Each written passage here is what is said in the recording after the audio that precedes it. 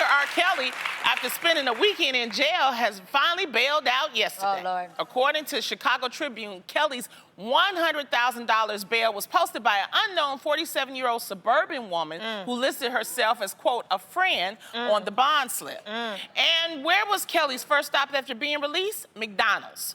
Page 6 posted this picture of the singer chowing down at Chicago's Rock and Roll McDonald's, surrounded by fans who were trying to take pictures and selfies with him. It was also reported that people were blasting his music at McDonald's, with some women even dancing on the hoods of the cars. So, ladies, are you surprised that people are still treating R. Kelly like a rock star despite the horrific charges he's facing? Why do I low-key want to fight the woman who bailed him out? Okay.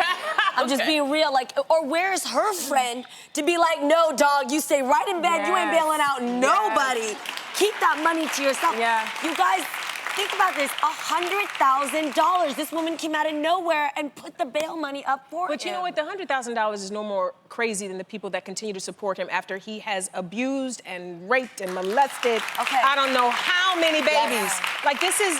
It's gotten to the point now with R. Kelly where I don't know where the bottom is. Like, at what point does he understand the seriousness of what he's done? You don't go and have a Happy Meal and some fries when you're out on bail for the one that I think is really going to take him down. I think this one, you guys, is the one that he's finally going to go to jail for. Because they have another tape that supposedly the attorney is going to hand over to police. Avenatti is going to hand over. But this is my thing about people. When they call fans fanatics for a reason.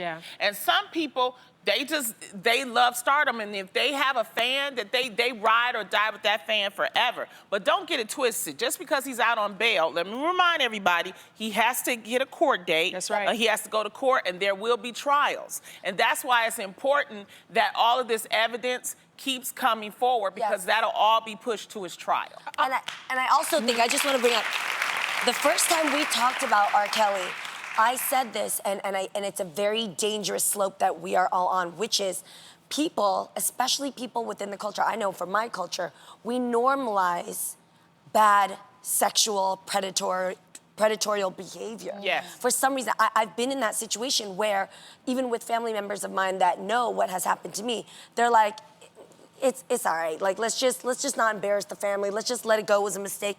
And so we got to be really careful, guys, because when it comes to the lowest of low of somebody that has actually violated a woman, this is something that we have to crack down and protect one another to make sure that we know that that is not okay to just laugh at. And this man has to go through trial, and he has to be punished if he is found guilty, and we got to hold that accountable. And can we as a people, and all people, not just black people, all people, can we learn to sacrifice a little bit? I Believe I Can Fly Too. I think it's a great song. I will never play it again.